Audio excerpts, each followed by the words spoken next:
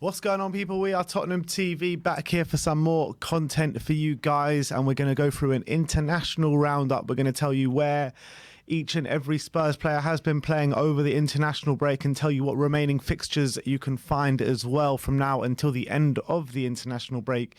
And let's start off with Wednesday's game, England under-19s against Ireland under-19s, where Alfie Devine and Dane Scarlett played the first 66 minutes of the game, with Dane Scarlett getting on the score sheet in the first 10 minutes as well. So Scarlett taking his under-23 performances into the international stage and getting a goal. So big up Dane Scarlett for that one. Quality stuff. And obviously Conte's been talking him up, hasn't he, as a potential attacking option for Tottenham, and everyone's talking about him as the future. So glad that I know it's only under-19s, but he is 17, so glad he's making an impact. Diamond Dane. As we move over to the Thursday games, South Korea played in a World Cup qualifier against Iran, and obviously Heung-min Son, the national hero and captain, getting on the score sheet and completing 90 minutes. But yeah, let's hope he gets some sort of a rest. Unlikely, but yeah, we'll see. Next up was Estonia against Cyprus, which finished 0-0 in a Nations League game where Maxim Paskotzi played 80 minutes at right wing back, keeping a clean sheet at that. But one of the big games of the week was Wales against Austria, which finished 2-1 to Wales in a World Cup qualifier to get into the playoffs, into the final round of the playoffs. Ben Davies playing 90 minutes, grabbing himself an assist. And I don't know if it was classed as an own goal, but it was a massive deflection off Marcel Sabitzer's shot that did get Austria back into the game. But I think they did accredit it to Marcel Sabitzer in the end.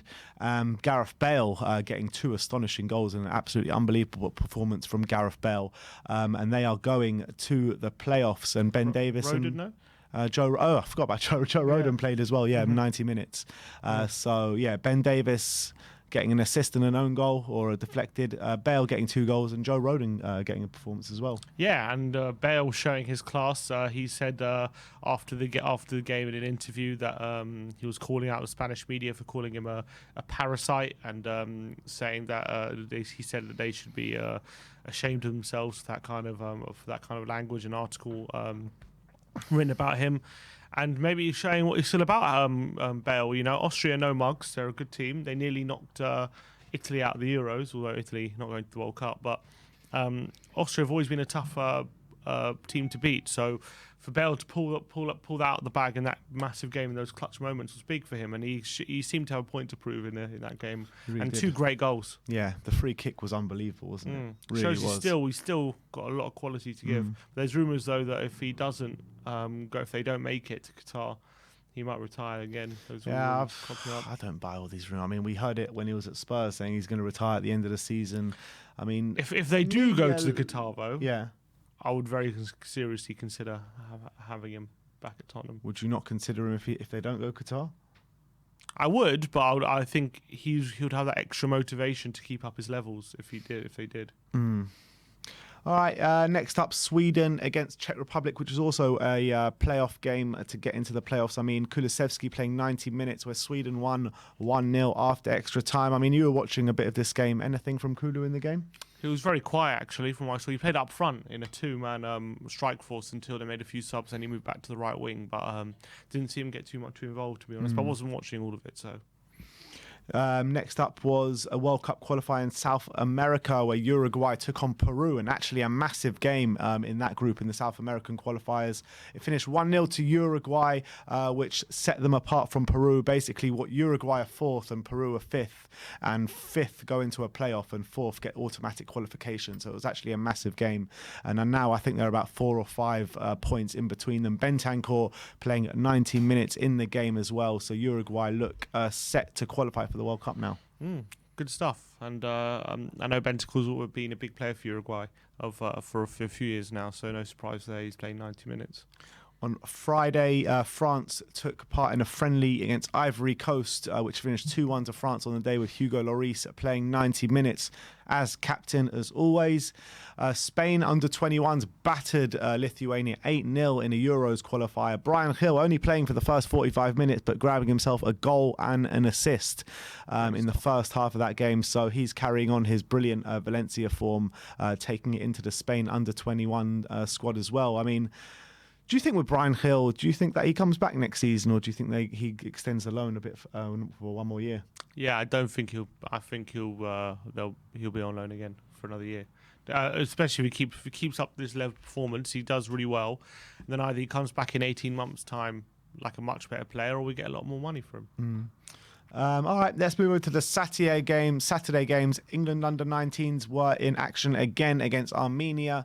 Alfie Devine getting on the score sheet this time, 73 minutes on the pitch. And actually, Dane Scarlett was an unused substitute in this game. But Spurs goal scorers scoring in all the England games this week. And Alfie Devine getting on the score sheet in this one. Yeah, another one who's, I think, even younger than Scarlett. And he's one who's obviously already scored for Tottenham, unbelievably. Yeah. Even though it's in a non-league game. But he's one who's got a lot of high hopes for him. And every time I take a look at the youth games, he seems to be making an impact in all of them. He seems to be always a standout player. So hopefully it's not too long. Either we loan him out for a bit, or he starts, getting in and around the first team. Next up was Ireland against Belgium in a friendly which finished 2-2. We were watching this in a pub in Dublin with a lot of other Ireland fans as well, and a few Belgium fans as well. Matt Doherty playing 90 minutes. Troy Parrott coming on for the last minute in a brilliant performance there from Troy Parrott. 20 seconds he had. Yeah, 20 seconds. And 2-2 against Belgium. Okay, it was not the strongest Belgium side, but not bad from Ireland to get a result against Belgium. And it's definitely not the strongest Ireland side either, I can tell you that. Matt Doherty obviously playing on the right for most of the game, and seemed to be playing all right from what I saw. But I think we missed quite a bit of the game, but we caught the second half. Yeah. And Doherty seemed to be playing a decent game. Nothing too incredible though. England against Switzerland in a friendly, finished 2-1 to England.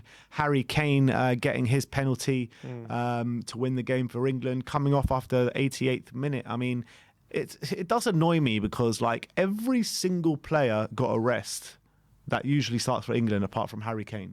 Literally, him and Rice. And Pickford. That's about it. But I don't get it. Why can't they ever give Kane a rest? Even in a friendly, they can't give Kane a rest. Hopefully next game, surely what I don't understand, they left some players at home because even like Reece James and stuff, they left at home because they said we want to try out some new players in that position at right wing back like Walker Peters and stuff.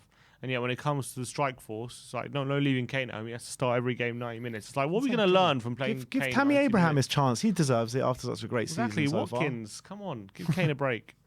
Next up was Holland against Denmark, which finished 4-2. And you've got to say the moment of the international break so far has come in this game. As you can see on your screen, Christian Eriksen coming on at half-time and getting a goal within 3 or 4 minutes after coming on. It was with his first touch. Was it with his first touch? Was it? Unbelievable stuff there. Bergwijn as well getting on the score sheet twice for Holland with really good goals actually, and playing 77 minutes, and Pierre-Emile Højbjerg playing 90 minutes in the game, and he actually did get on the score sheet but it was ruled out for offside in the end. But yeah, big up to Steven Bergwijn, and he's put out this message on Instagram, hasn't he? And doesn't seem. Do you think that is pointing to his life at Tottenham Hotspur? I don't know. He said in an Instagram post, he said doesn't matter how much value you have, if you're not in a place that values you, you're worth nothing. I mean, what else could he be talking about? Yeah, I mean, it's weird, isn't it? I guess Holland seem to value him a lot more than Tottenham. Maybe that's what he's talking about. Maybe he's saying in Holland he's valued more, and at Spurs thinks he deserves more minutes. And to be fair, maybe he does. A lot of the time he plays and makes an impact, and when he has started of late, he's been pretty good. But yeah, interesting for Bergwijn. Obviously, 2 great goals he scored. One brilliant header, like a striker's finish. Maybe he's been working on that with Conte, because he said he's been working as a number 9, hasn't he? And then a brilliant finish cutting him from the left-hand side, curling into the far corner. And this is against Kasper Schmeichel. They say he's now got 4 goals in his last 5 shots against Kasper Schmeichel. It's unbelievable. All right, so that is the kind of international roundup. I'll just let you know where you can find the Spurs players. The majority is taking part on Tuesday. So you've got Heung-min Son for South Korea, that is taking on the United Arab Emirates. You've got Pierre-Emile Højbjerg for Denmark taking on Serbia. Maxim Paskotski back in action for Estonia, who are away to Cyprus. Steven Bergwijn back in action for Holland against Germany on Tuesday night. Ireland back in action against Lithuania with Troy Parrott and Matt Doherty in the squad. England face Ivory Coast with obviously Harry Kane in the squad. France playing South Africa in a friendly with Hugo Lloris in the squad. Italy, who mentally enough so are not going to be going to Qatar after winning the Euros. They are going to be playing against Portugal or Turkey for the FIFA World Cup qualifiers, and Golini is actually in the squad there, but I don't expect him to play. Sweden are taking on Poland, and Kulusevski obviously in the squad. Brian Hill back in action for the under-21s of Spain, taking on Slovakia. England under-19s have one more game against Portugal, whereas obviously Alfie Devine and Dane Scarlett will be there. And then Wednesday morning, you've got the last of the games with South Americans taking the pitch with Uruguay, face an away game against Chile with Rodrigo Bentancur. Argentina play Ecuador. It says here Romero and Lo Celso, but I think they're both suspended. I don't think the ban's got overturned, so I'm not sure they'll be playing. And then last but not least, it's Colombia away to Venezuela with Davinson Sanchez in the squad. And it's worth noting that Davinson Sanchez actually was an unused substitute in the first Colombia game. So we'll see what happens there. But that is your international roundup. That is where you can find Spurs internationals over the next coming days. But yeah, let me know in the comment section below what you thought of the Spurs boys on the international break. Like, subscribe and comment. And as always, come on you Spurs.